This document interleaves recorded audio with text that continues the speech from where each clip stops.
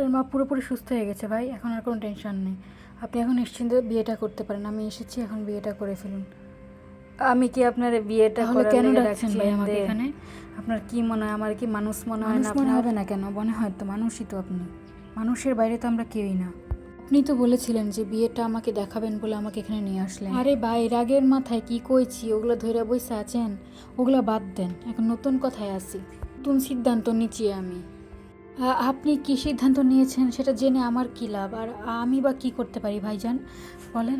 আমার কি কোনো দোষ আছে এখানে, বা আমি কি কোনোভাবে আবার বিরক্ত করেছি আপনাদের প্রোগ্রামে? আরে ভাই, একটু পজিটিভ চিন্তা করেন।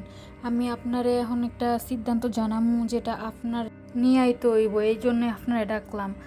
আমি আসলে মিনারে বিয়ে করতে চাই না। আর কি বলছেন ভাই এসব আপনি?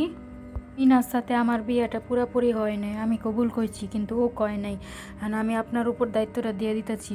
কি রে মিনা, সাগর ভাই কিসের দায়িত্বের কথা বলছে? তুই কিছু বুঝতে পারছিস? কিছু জানলে আমাকে বল। আমি কিভাবে জানবো? আমি তো বাসায় ছিলাম, আমি তো কিছুই বুঝতে পারছি না। সাগর ভাই, আপনি কি বলছেন? আমাকে বুঝিয়ে বলেন একটু। সবারই তো একই প্রশ্ন। আরে এত অধৈর্য হইতেছ মিনা? আসলে তুমি তো বিয়েটা আমার ইচ্ছা করে করতে চাও নাই।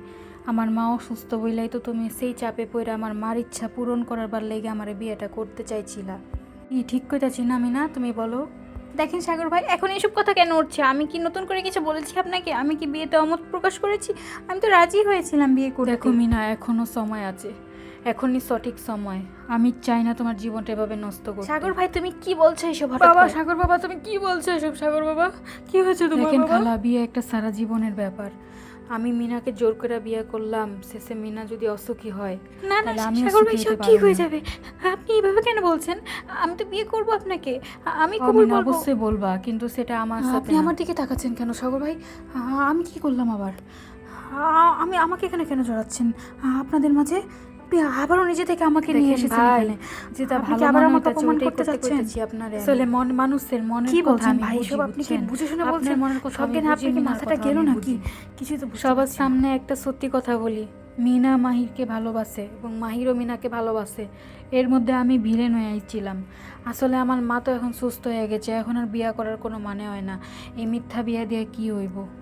সাগর বাবা, তুমি কি বলছো এসব? সাগর বাবা, শান্ত হও সাগর বাবা। খালা, আমি আর মিনারে বিয়ে করতে পারুম না। আমি ডাক্তার মাহিরের কাছে মিনারে দিয়ে গেলাম। সবাই মাহিরের আর মিনার বিয়া ঠিক করেন, আমি সেই বিয়াতে সাক্ষী থাকুম। এই বলে সাগর রুম থেকে বেরিয়ে গেল। এদিকে মাহির এবং মিনার হাত মিলে গেল। আমি এসব বিষয় এখন আর কিছু বলতে চাচ্ছি না, এখন মাহিরের সুস্থতা দরকার আগে। ঠিক আছে মিনা, তোর কিছু বলতে হবে না, আমরা সবাই দেখছি বিষয়টা, সমস্যা নেই। স্যারের এখন প্রচুর রেস্ট দরকার, ওনাকে আমি স্যালাইন দিয়ে যাচ্ছি। হ্যাঁ, মাহিরের সুস্থতার জন্য যা যা লাগে সব করে দিয়ে যান আপনি, বাকিটা আমরা দেখছি।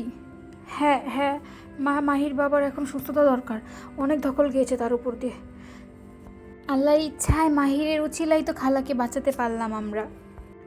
এদিকে মাহির তো শুয়ে পড়েছে খাটে, তার শরীরে আর চলছে না এবং সে খুব নার্ভাস ফিল করছিল এইসব শুনে। মিনা, তুই তো আমাকে জানাতে পারতি, আমি তো তোর বোন, তাই না? কি জানানোর কথা বলছিস? আমি তো কিছুই বুঝতে পারছি না। তো এখন তোরা ঝগড়াটা করিস না। এখন আমাদের সবার দায়িত্ব মাহিরের যত্ন নেওয়া, কারণ ও আমাদের জন্য যা করেছে আমরা তার কাছে খুব ঋণী। ও যদি আজকে রক্ত না দিত, খালাকে তো বাঁচানো সম্ভব হতো না। তো বন্ধুরা, পরের এপিসোডে কিন্তু মহা ধামাকা রয়েছে। মাহির এবং মিনার প্রেম কিন্তু শুরু হয়ে গিয়েছে অলরেডি।